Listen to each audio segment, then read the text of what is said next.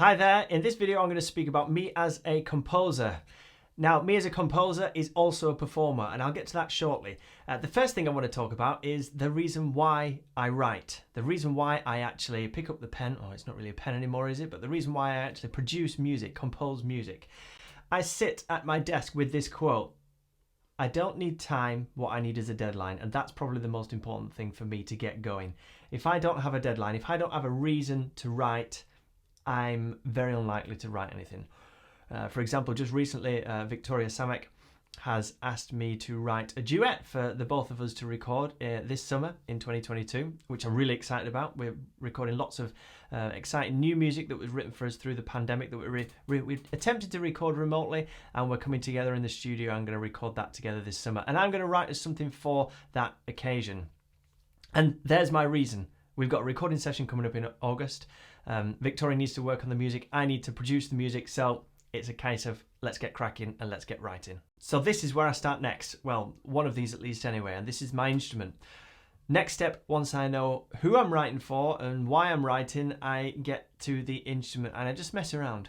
So I tend to have some kind of ideas in my head, whether that's been influenced by the player that I'm writing for, or if they've asked for something specific. I know that sometimes happens as well. Or if it's just totally free, up to you what you want to write. Then I usually start with my instrument and pick and choose some of the ideas that I've developed or thought about in the last couple of weeks, months, even years. I've got folders on my computer here which have tons and tons and tons of just little snippets of ideas. Some of them may never be opened again. Some of them might just be that piece that's 3 years down the line. So it's a great tip actually, if any budding composers out there or anyone who wants to get into composing, everything that you write down, keep it. Don't throw anything away. Don't rip it up and throw it in the bin. Keep it. Put it in a folder or put it on one side and leave it there, because you never know when that is going to come back and inspire you to write your masterpiece. So let's get into a few examples of how I've written music in the past. I'm going to show you a few clips now of pieces of music and how they've developed over time. So I'm going to start with a piece called Reflections that I started off on tenor sax, and it was with a loop station and tenor sax. And that kind of developed then into a piece for a band, my band. I'm going to show you those two clips and show you how that's developed. So to start with, the solo piece of me and loop station, I had a drone. I'm quite fond of just having a drone, just a single sound behind me, and messing around with certain sound scales over the top of that. In this piece, you'll hear me improvising a little bit at the start, trying to find melody, and then it kind of develops into these layers that appear from the loop station. I'm just going to play you little snippets of this, but if you're interested, then I will put the link in the description below. So this is Reflections.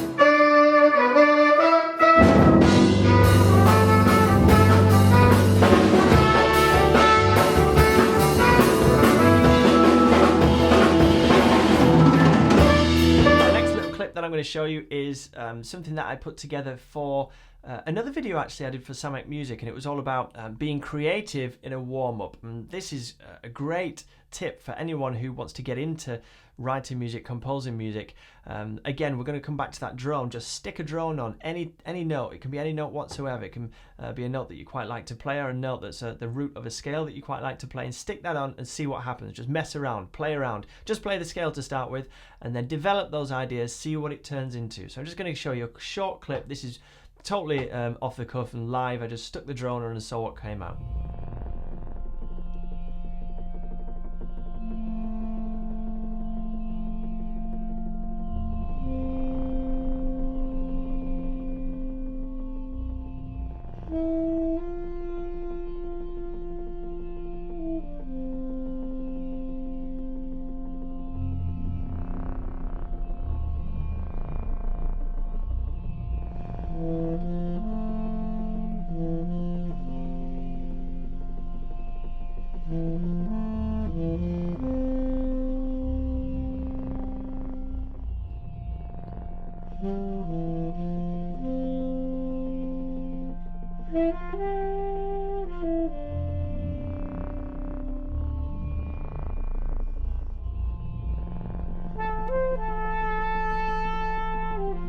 And finally, down to this piece. Well, as I sit down and develop some of these ideas, I'm not going to give too much away because they might well change.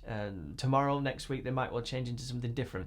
But I've got kind of this energetic, bubbling type sound that I've got in my head, and I want to get that across. It's for 2 soprano saxophones as well, which is why I got my soprano in my hand.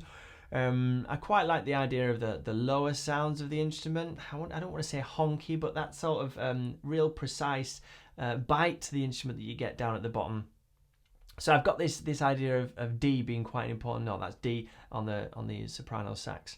So I'm gonna start there. I'm gonna see what happens. I'm gonna see what develops. I might even get the loop station out. Once I've got a few ideas, that's where I then start to write them down. I don't write them down with pencil and paper. A far quicker way for me, and I'm sure a lot of people out there, is to get it onto a program like Sibelius or MuseScore, whatever notation software you're using. Get it onto there, and you can mess around with it there. The playback isn't always the greatest sound, but it certainly gives you a great idea of what it's going to sound like, particularly if you're using or you're composing a piece of music for more than one part. It's often really hard to get that idea of what it sounds like when you can't hear both of those lines together. So stick it in a notation software. As I said, the playback's not always great, but it gives you a really good sense of how the piece is developing and where you might want to make some decisions. So let's have a mess around on the soprano sax. So as I said, I didn't want to give too much away, but I might well do a second part of this and show you how this piece is developing. Another thing I've got to get as well is a name. Now, those who know my music, I have quite short names for my pieces, usually just 1, maybe 2 syllables long. They're quite weird. They never mean anything to do with the music. I know a lot of people have tried to make the link between what the music sounds like and what the title is. It's got absolutely nothing to do with it. I just quite like fun, quirky, short titles, something that sticks in your mind and quite easy to get across. So there you go. That's a very, very short introduction of how I actually compose music. So it starts off with the reason. I need a deadline. I need someone to tell me to write something to start with. I then go onto my instrument. I develop the ideas on my instrument. Then I notate them, put them on Sibelius or MuseScore or something that I can have some sort of playback, some sort of feedback on what sounds I'm actually producing. I need to do another video on this because there is a lot more to it. At that point, I would then send sketches off to composers, the whole discussion that goes on then to make sure that everybody's happy with the sounds and the techniques that are being used, and just make sure that the player can do, they think that they can do the best job that they possibly can with my music. So look out for another part to this because there's sure to be one, but that was part 1 in the way that I compose.